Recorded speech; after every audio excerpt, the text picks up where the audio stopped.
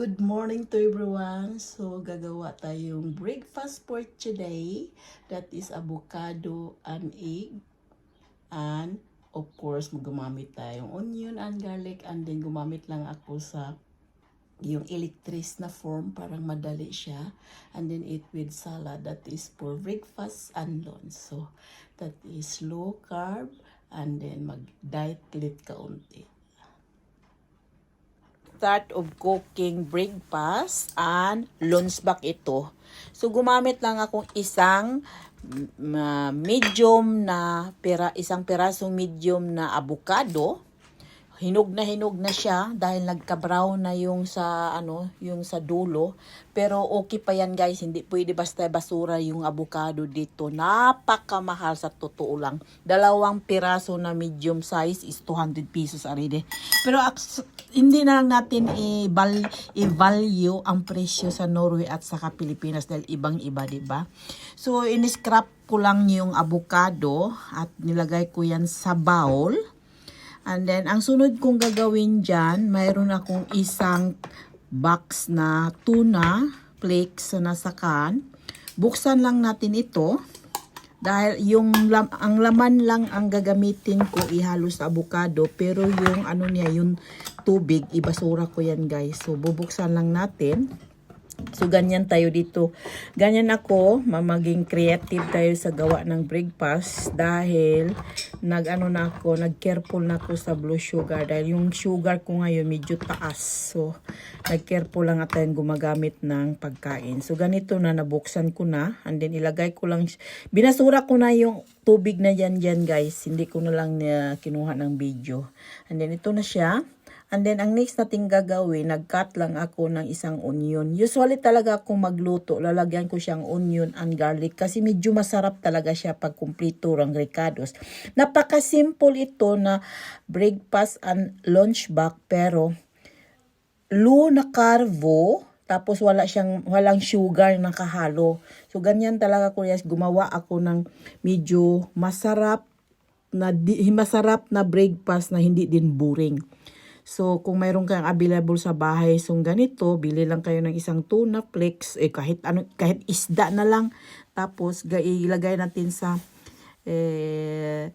bowl, and then haluan natin ng avocado. Usually naman sa probinsya, ang avocado, hindi natin bibilihin. Nandyan lang, tinanim yan sa likod-likod na, sa bakura ng bahay natin. So, ganyan lang guys, kasi dito, walang tanim ditong avocado. Kailangan mo, bilihin mo yung avocado dito. So, sa ganun pa man, talagang gusto tang kumain na masarap, naman na mabusog ka rin sa kinakain mo, unhealthy. So, ito na yung garlic ko guys. Gumamit akong maraming garlic. And then, hinahalo ko lang ito yan sa bowl. Lahat ng mga avocado, isang box na tuna, and then 2 eggs. Nilagyan ko siyang 2 itlog. Nasa sa inyo yung ilang pirasong itlog ginawa. Ihalo ninyo, sa akin 2 itlog dahil ako lang kumakain. And then ito yung breakfast ko at saka pang lunch ko. So, ito lang. And then haluin lang natin dyan. Nag-additional lang akong sugar, salt, a little bit salt, and then little bit pepper powder. Nasa sa inyo na guys, diba?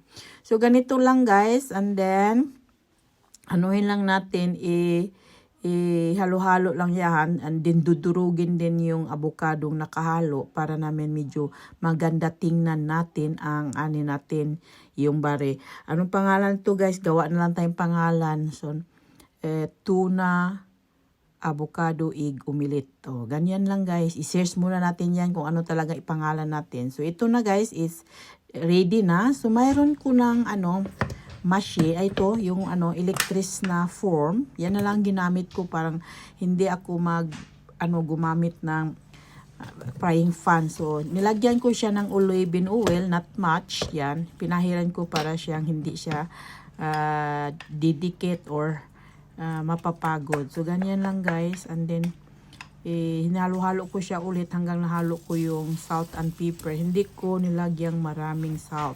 Nasa sa inyo na yan. Pero, mahilig ako sa maraming pepper. Pero sa salt, nag-careful din ako guys. And then, ganun lang guys. Napakadali. Para kang gumawang waffle. And then, takpan lang yan. then mag-change yung color. So, yung kulay nito ay pula, tapos mag-change yung kulay na maging green. So, it means luto na. Pero pag minsan-minsan tingnan naman, baka napapagod ng niluto natin. So, ito na guys, ang luto nating pagkain. Luto na siya. So, that is this done. Napakadali and easy lang guys. Hindi natin pahirapan ang sarili natin, and then be creative para makakain tang healthy breakfast and lunch. So, dalawa na yan guys. Hinahati ko na yan. Ang isang peraso, kinain ko yung breakfast. Ang isa, kinain ko siya ng lunch. Mayroon siyang pangalawang dito. Medyo kaunti na siya, hindi na siya marami. Kahit pa paano lagyan kong oil, dumikit pa rin. Pero kiribil na din, hindi siya nagsusunog. And then, at last, lagyan ko ulit ng olive oil dahil mayroon siyang natilang kaunti na So, nilagay ko lang siya hanggang siya maluluto din ng katulad ng pagluto nito, guys. Sa totoo lang, masarap talaga. Hindi ko expectation na avocado at tuna at itlog pwede pala. So, in-experiment ko lang nito guys, pero sa wakas masarap pala, totoo lang. So ito naman yung pangalawang ko stick. So that is my breakfast na guys. It's so yummy and delicious. Nilagyan ko rin siya ng tomato cherry. And then mayroon ako ng salad, so the best. So let's eat. Good morning guys, it's breakfast time. Trabaho ko is 8:30, now is 7:30. So, ito yung breakfast kong ginagawa. It's healthy. Gumamala kong tuna with egg and salad. That is breakfast and lunch. This is magandang araw lumabas. So, kainan na tayo guys sa ating breakfast. See you for the next. Tingnan mo guys. Ang sarap guys. So, it's yummy. So, hindi pa nakasubscribe, paki-subscribe and like and share and comment. Thank you for watching and bye. So, this is it guys. Eating time. With tomato.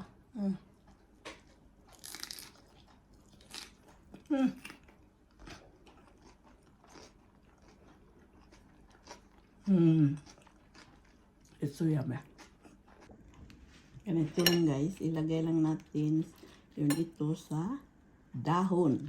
And then, i-cut into two. Napaka-simple lang guys ng loot. Kainin natin ng breakfast. And then, gumamit tayong tomato. So, that is for dinner today.